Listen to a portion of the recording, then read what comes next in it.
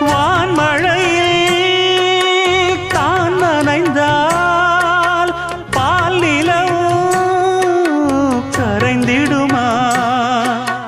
தீனிலே நீருந்தால் நில ஒளிதான் சுகந்தருமா?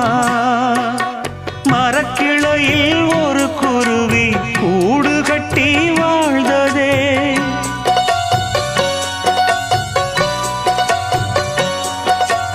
அந்தரத்தில் ஆடவிட்டு ஆலமரம் சாய்ந்ததே.